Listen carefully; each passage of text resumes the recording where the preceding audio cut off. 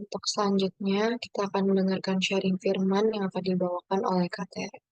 Kepada Kak Tere, dipersilakan Kak.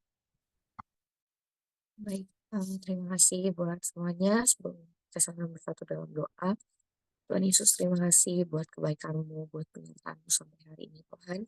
Sebentar kami sama-sama belajar tentang kebenaran firman-Mu, Bapa, biar kiranya sharing yang ada boleh memberkati setiap kami. Engkau yang urapi setiap kami, Bapa. Di dalam nama Tuhan Yesus, dan berdoa dan mengucap syukur. Haleluya. Amin. Amin.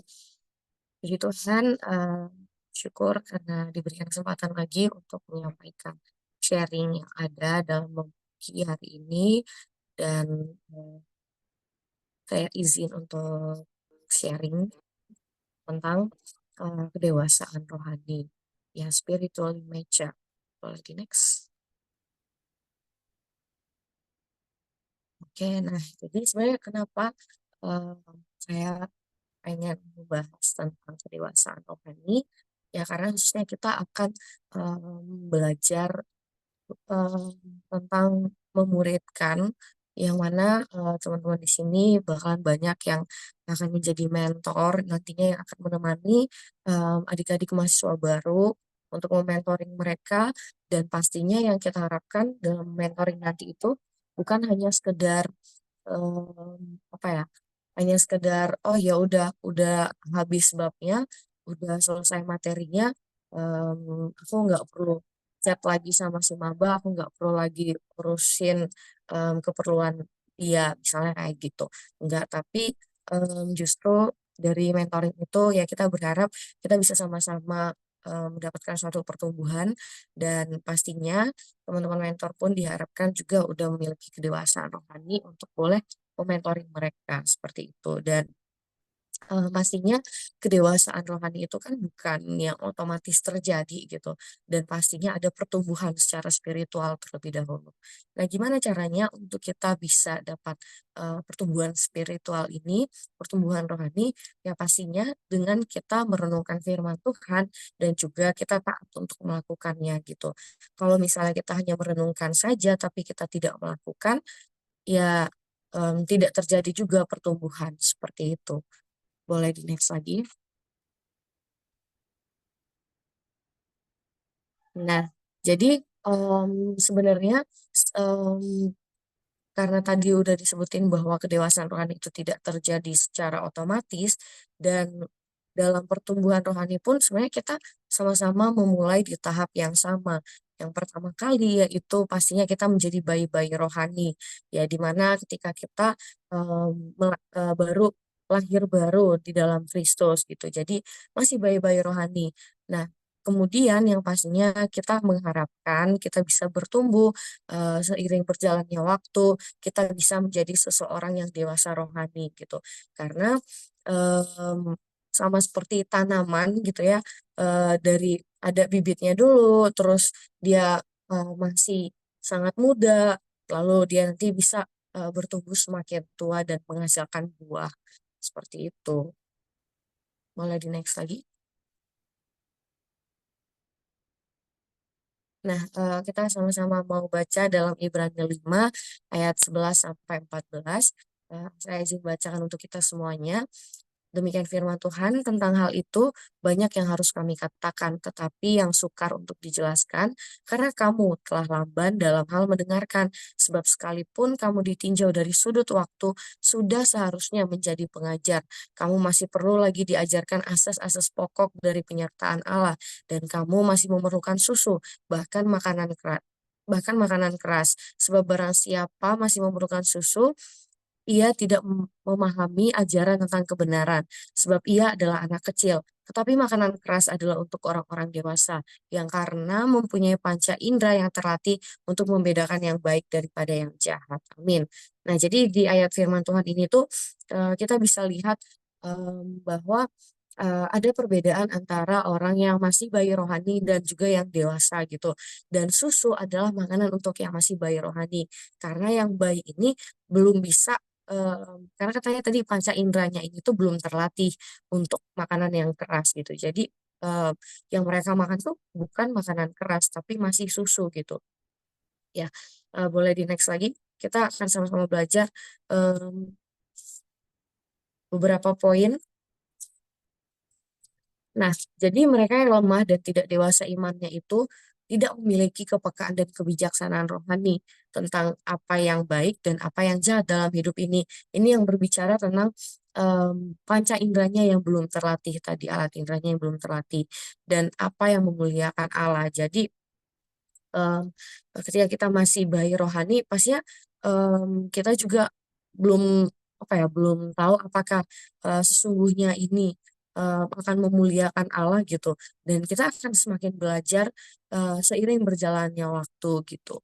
Dan sebaliknya, orang-orang percaya yang sudah memiliki iman yang dewasa telah melatih indera mereka untuk membedakan dengan teliti antara yang baik dan yang jahat dengan senantiasa mempraktikkan kebenaran dan ketaatan. Nah, jadi ketika apa namanya, ketika kita sudah mampu untuk membedakan secara teliti pastinya antara yang baik dan yang jahat itu, dan dikatakan di sini dengan senantiasa mempraktikkan kebenaran dan ketaatan. Jadi bukan bukan berhenti sampai kita tahu aja, bukan berhenti sampai kita mengerti bahwa oh iya ini kehendak Tuhan, oh iya ini hal yang memuliakan Tuhan, oh iya ini hal yang baik, oh iya ini hal yang jahat yang tidak boleh untuk dilakukan. Ya kita berhenti sampai di sekedar tahu saja, ya itu namanya tetap belum dewasa gitu. Tapi ketika kita melakukannya, ketika kita taat untuk mengerjakannya, disitulah kita akan bertumbuh dan semakin bertumbuh menjadi seseorang yang dewasa rohani. Tuh. Dan setelah kita belajar untuk mengasihi keadilan dan membenci kefasikan, dan setelah pikiran kita diperbarui menurut prinsip-prinsip kebenaran, ya dan setelah kita juga mendapat kemampuan dari Roh Kudus untuk melihat berbagai hal dari segi pandangan Allah, dari sudut pandang Tuhan, bukan sudut pandang kita sebagai manusia, ya kita akan mampu untuk menerima makanan keras tadi. Kita akan disebut sebagai seseorang yang dewasa rohani gitu, dan menerima makanan keras dari firman Allah itu akan membuat kita semakin bertumbuh untuk mencapai kepenuhan di dalam Tuhan Tuhan kita Yesus Kristus. Boleh di next lagi?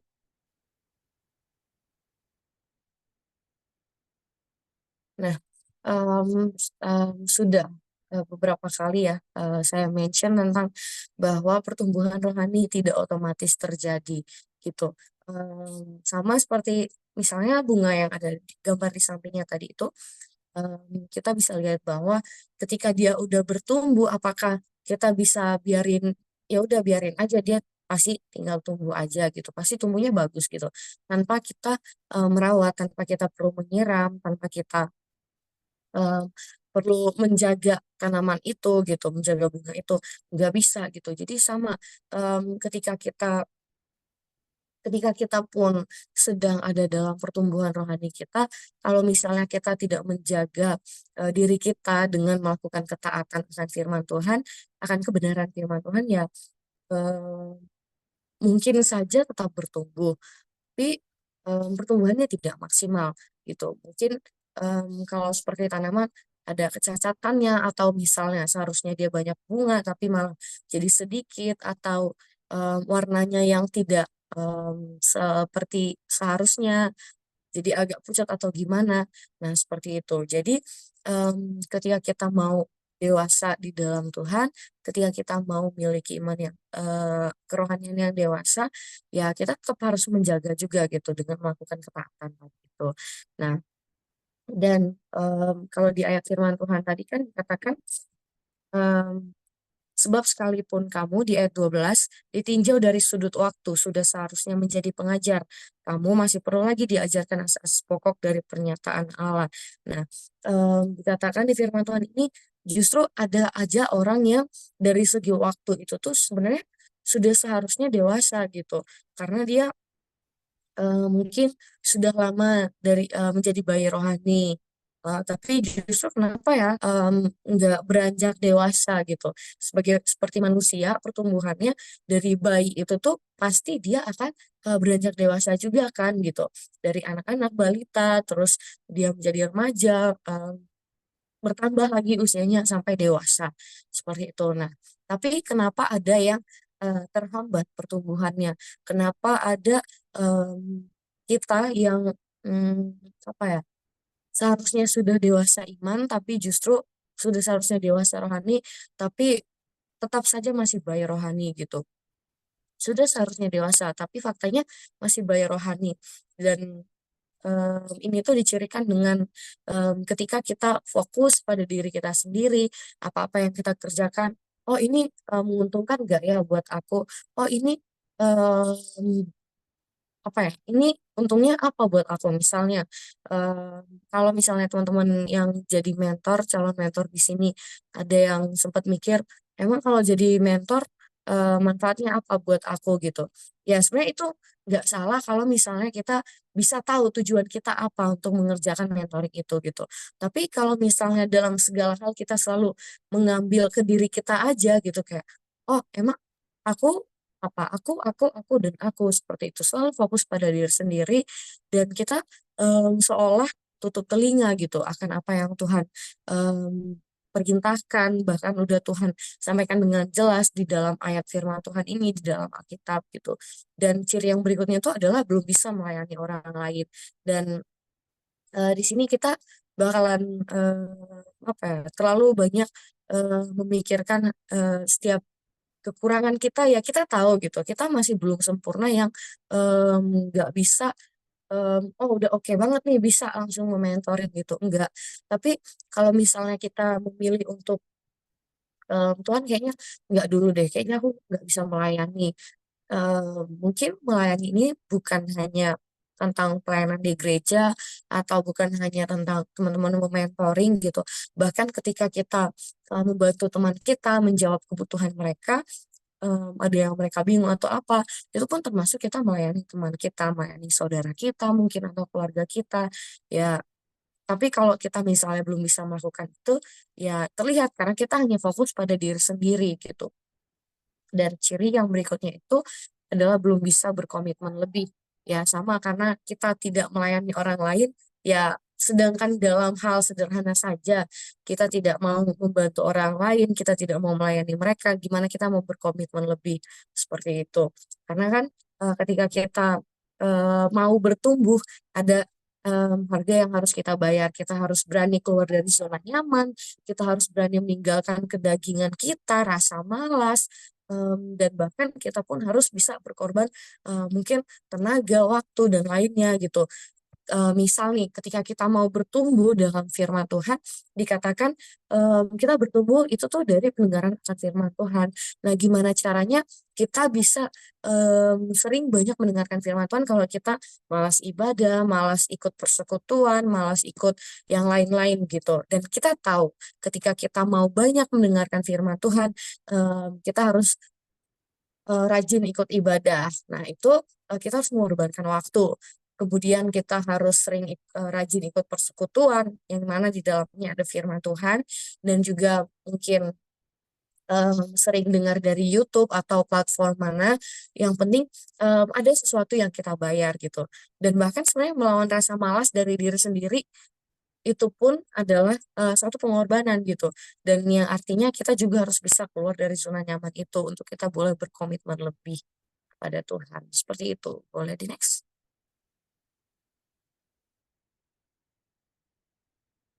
Nah, jadi ini adalah beberapa yang bisa saya tarik kesimpulan dari ayat yang tadi itu, penyebab pertumbuhan rohani itu melambat bahkan berhenti gitu. Karena em, apa ya, mungkin ini masih ada banyak poin ya yang seharusnya bisa masih kita pelajari, kita ambil lagi. Tapi yang saat ini mungkin ada 3 poin. Yang pertama tumpul rohani, yang kedua menunda ketaatan, dan yang ketiga menolak proses.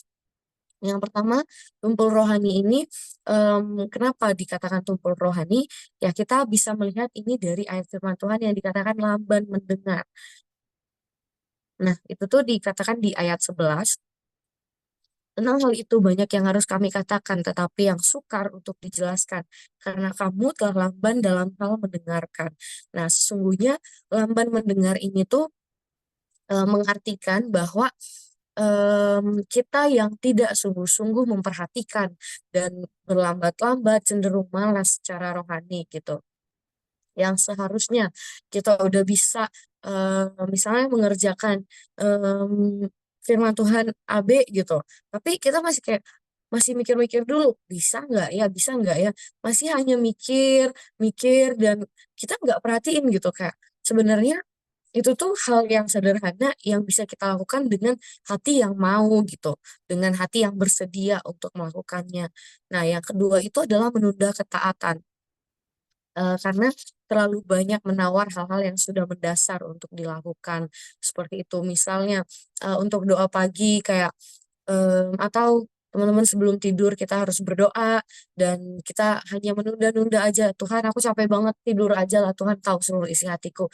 Benar sih Tuhan tahu seluruh isi hati kita, tapi persekutuan kita dengan Tuhan, hubungan kita dengan Tuhan ya bisa kita bangun dengan kita datang kepada Tuhan berdoa gitu. Kalau misalnya hal dasar seperti itu saja kita tawar-tawar ke Tuhan, kita bilang kayak eh, misal pas mau makan udah lapar banget Tuhan, nanti aja deh doanya sekali lagi pas mau makan gitu. Nah, itu kan hal yang dasar ya yang yang harus kita lakukan sebagai orang percaya gitu. Nah, apalagi hal lain gitu. Jadi banyak yang kita suka menunda ketaatan yang harusnya yang kita lakukan seperti itu. Ya, kapan bertumbuhnya lagi. Nah, untuk poin yang ketiga ini menolak proses. Karena dewasa ini bukan berbicara tentang seberapa lama kita mengenal Tuhan, seberapa lama kita telah lahir baru di dalam Tuhan, tapi dewasa ini berbicara tentang bagaimana sebenarnya sesungguhnya kita tuh sungguh-sungguh untuk mengenal Tuhan dan tentang kapasitas kita untuk melakukan tugas dan tanggung jawab yang lebih dan seberapa besar keinginan kita untuk mau mengerti dan melakukan kehendak Tuhan, yaitu melakukan hal yang benar, bukan yang nyaman. Nah, jadi em, kalau misalnya kita menolak proses, kalau misalnya yang mana proses itu kita tahu ya, nggak selamanya kondisinya tuh selalu nyaman. Untuk bertumbuh, kondisinya tidak selalu nyaman atau sesuai keinginan kita. Nah, kalau misalnya kita tidak mau keluar dari zona nyaman kita, ya artinya kita menolak pertumbuhan itu, kita menolak proses itu.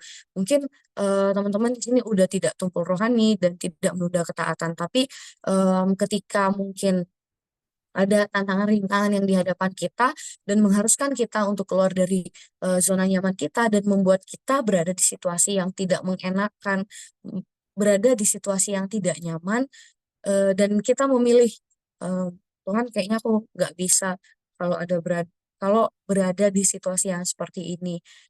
Dan kita memilih untuk mundur, ya kita akan mengalami yang namanya stagnasi gitu atau pertumbuhan rohani kita akan melambat gitu bahkan berhenti. Ya pastinya setiap kita tidak mau ya, buat teman-teman yang ada di sini kita tidak mau untuk mengalami stagnasi secara rohani dan pastinya kita mau untuk terus bertumbuh di dalam Tuhan. Nah, untuk itu di tempat ini kita mau sama-sama saling mendoakan, kita sama-sama saling menguatkan. Kalaupun misalnya nanti ke depan teman-teman mentor yang ada mengalami kesulitan atau hal apa yang kalian alami, itu tuh bisa saling doakan aja. Nanti teman-teman mentor juga boleh cerita ke teman-teman doper atau ke aku juga kalau misalnya ada masalah atau apa kesulitan nanti kita bisa sama-sama cari solusinya dan kita sama-sama doakan, kita sama-sama saling menguatkan juga. Nah, em, boleh di next. Nah, jadi pada akhirnya tujuan kita tuh ya sama-sama dalam Ibrani 6 ayat 11 sampai 12 ini dikatakan bahwa tetapi kami ingin supaya kamu masing-masing menunjukkan kesungguhan yang sama untuk menjadikan pengharapanmu suatu milik yang pasti sampai pada akhirnya agar kamu jangan menjadi lamban tetapi menjadi penurut-penurut mereka yang oleh iman dan kesabaran mendapat bagian dalam apa yang dijanjikan Allah. Amin. Nah, jadi inilah yang menjadi tujuan kita bahwa kita bukan lagi orang yang lamban mendengar atau bukan lagi menjadi hanya bayi-bayi rohani gitu. Ya meskipun mungkin ketika kita masih ada di tahap-tahap bayi rohani itu nggak masalah gitu, tapi yang kita kejar itu adalah pertumbuhan rohani kita dan kita mau menjadi seseorang yang dewasa rohani, tidak hanya senantiasa bergumul dalam bayi-bayi rohani ini gitu, senantiasa bergumul dalam jatuh bangun di dalam dosa atau apa, tapi ya kita mau pertumbuhan itu gitu, kita mau lebih lagi berjalan bersama dengan Tuhan dan pastinya kita mendapat bagian dalam apa yang dijanjikan oleh Allah, oleh iman dan kesabaran. Jadi teman-teman, karena pertumbuhan rohani ini, kedewasaan rohani ini tuh bukan bukan yang otomatis terjadi atau terjadi dalam waktu yang sangat singkat, misal dalam 1 2 hari atau dalam 3 hari, dalam 4 hari, dalam 5 hari, bukan gitu. Tapi em, melalui waktu kita akan diproses oleh Tuhan gitu. Makanya disampaikan di firman Tuhan di ayat yang ke-12 ini, tetapi menjadi penurut-penurut mereka yang oleh iman dan kesabaran. Nah, artinya memang perlu bersabar dan kita pun harus tetap berjalan hidup di dalam iman. Seperti itu agar kerohanian kita tidak stagnan, agar tidak bahkan mati gitu, stop sampai di situ. Seperti itu. Jadi kita sama-sama berdoa bahwa Tuhan yang memberikan pertumbuhan rohani itu senantiasa menyertai kita dan membimbing kita untuk boleh dewasa secara rohani. Seperti itu. Ya, mungkin ini slide yang terakhir, benar? Boleh di Ya, terima kasih dan Tuhan Yesus memberkati. Biar kiranya sharing yang ada boleh menolong setiap kita, khususnya buat teman-teman calon mentor, biar kita semakin dikuatkan dan diteguhkan bagaimana kita mementoring nantinya. Baik, selanjutnya aku balikin lagi ke terima kasih.